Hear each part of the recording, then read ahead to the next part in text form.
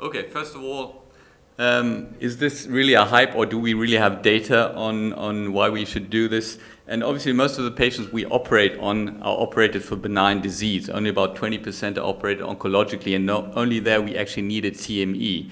And I'm not going to go into a close rectal dissection, but that's what we do normally if we treat a benign disease in our hospital. So about 80% of patients are operated with a close dissection. So they actually don't need a TME if you look in regard to the title, whether you need a TME. But we go close to the rectum, and I think there's enough data supporting this, but we'll have the talk on this later. But also the guidelines, the ECHO guidelines and the German guidelines too now say that you should do this, or at least consider it in patients with benign disease. So there are lots of hypotheses behind this, whether you should do a TME or TAMIS, and one of them is less nerve damage. And if you look in the data, there is very little on that, whether there's really less nerve damage. Werner Kneiss, who's going to talk later, did some experiments on this, and he did neuromapping within the context of TME. And what you see here are 10 patients that he actually looked at, and from these 10 patients, 30% developed major LARS, and 30% minor LARS, and that's very much in the context of all the other results we know from open or laparoscopic surgery. So no real advantage, but there's very preliminary data on that only, so we can't really say very much about whether the nerves are actually less damaged in this respect. And then we have the point of better function. That obviously the point that's major in this context. If you have a benign disease, and if you make a pouch, patients obviously need good function to have good quality of life. We know lots of studies on that. And is there actually very good data for restorative proctocolectomy? There's not really good data on function, and we heard about that before. But if you look at the data on TME for cancer, there's just this study here, a pretty new study of 2018, and if you look at the different points here, fatigue, pain, okay, doesn't seem to be very important in this respect. But if you go to the next slide here, you see fecal incontinence and sore skin. Both of them are obviously important issues when you do an ileoanal pouch. And in this respect, when you did a deep anterior resection, it was significantly different between the laparoscopic group and the TME group in favor of the TME group. And that was significant. And if you go on and look at the special factors and look at the major LARS, you see that 29% of the group that underwent normal laparoscopic surgery had a major LARS, and 59% of the patients who underwent TME had major LARS. That's not significant, but nonetheless, I mean, these are small numbers. So there's a certain concern that function is worse after doing a TME versus a normal laparoscopic TME. So we really don't know whether it has better function. That's being propagated sometimes. It's probably not better, maybe it's worse. And the potential reasons, we've heard about that before. You have a prolonged dilatation of the sphincters. You do the anastomosis later in a traumatized tissue too, and you may have a problem where with perception of this area there. We just saw the mobilization of the cuff. I really don't know whether you may produce nerve injury by doing this. And further thing is that you may have injury to the sphincters by the anastomosis. I'll go into that later, and possibly nerve irritation by prolonged high pressure hypocapnia. But that, this is just a theory. But now going into the better anastomosis, we just heard about that this is a specific advantage of TME, and the 2 points here. One point is that you don't you don't get deep enough when you do a normal TME, so you leave too much rectal cuff. That's one of the arguments, and the other argument is that you have potentially more than 2 firings, and you have the dog ears, and potentially you have a higher leak rate. So I'm just showing you one of the patients we did, and you see very deep dissection up to and you have a very, very short cuff. Obviously, this is a good patient, but you see that we did a close rectal dissection, and if you do an anastomosis like that, it's, you can get deep enough with ample experience. And I think one of the big advantages here that you have very good vision when you do the anastomosis, which I think is one of the problems when you do a TA-TME anastomosis with a single purse string. I'll go into that later. You can get new complications, but they're actually not new complications because that is not really a new anastomosis.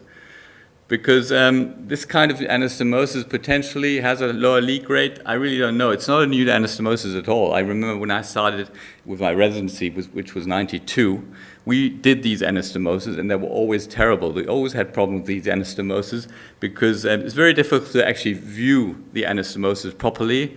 And you often, when you do the anastomosis itself, you sometimes get other tissue into the anastomosis. This is one of the problems here. And if you only talk about the anastomosis as such, you don't need TA-TME to do this anastomosis. You can also do just normal laparoscopic resection and then do the anastomosis if you want from below. So it's not a really specific TA-TME thing. I'm going into that procedural note here. From Oxford and Belgium, and you see here the problem of this anastomosis. Because it's more tedious, more difficult, they developed this methodology to actually simplify it, and I think that shows that this kind of anastomosis is more difficult than when you do double stapling. But if it really does give you a lower leak rate, it may be the way to go. But I see potential disadvantages. First of all, the purse string is obviously often not really tight. I've seen that in multiple workshops.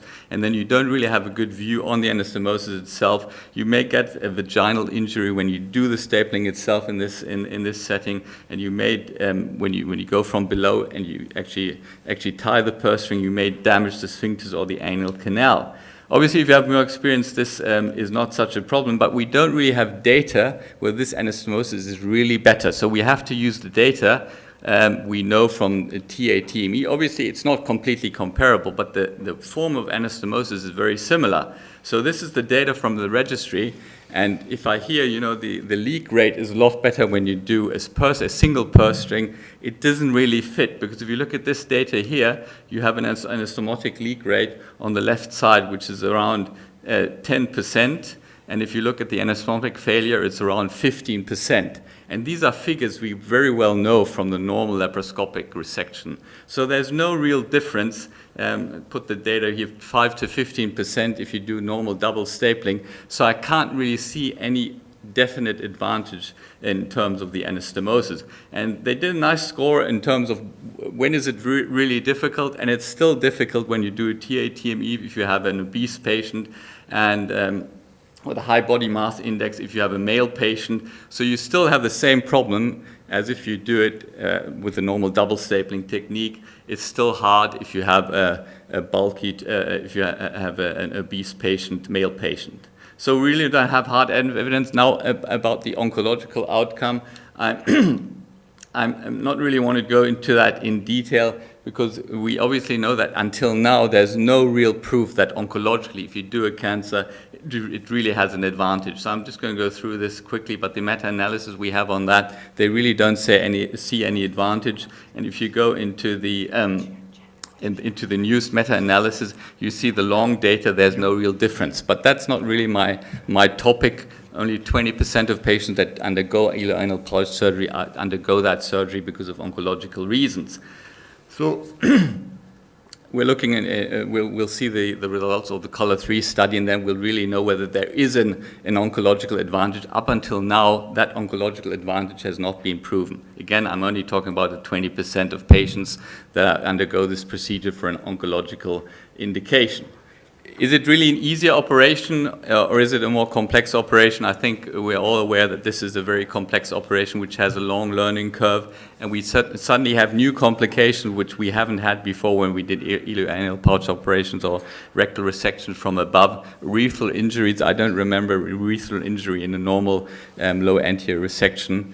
And the registry already has 12 cases, and I actually heard there are some more than these 12 cases. if you go into the wrong plane, you can cut all the nerves at once. I don't really think that ever happens when you come from above. You can get into the wrong plane on one side, but then you realize normally. So you have like a new form of complication, and there's a case report on the CO2 embolus. I don't want to overestimate this, but we do get new complications. We have to look at these. So it's not really an easy operation. I think we're all aware of this. And then we always have to look at the cost. At least in our country, costs are very, very important. And if you look at the whole procedure, it's obviously more expensive. You need the transanal port, you need the instruments from above and below, and you need more personnel. If you do it in 2 teams, we don't have this amount of personnel at our own hospital, so we'll have to do it in a segmental way. And if you don't do it in 2 teams, obviously you need more time. So overall, and if you take the investment costs together with the insufflation device you need, then this is a more expensive operation. So we really have to see whether there are any real advantages. And none of the obvious advantages that we're told before, that were propagated, have really been proven. The difficult patients remain difficult. It may be harmful, especially in terms of function. This is the thing that actually concerns me the most, because these are patients with a benign disease who have their pouches for a long period of time. 90% have a working pouch, and function is essential. We have new complications, and it's more expensive. But we should obviously investigate this further, and I think it's a very good idea to compare data, and that's the end of my presentation.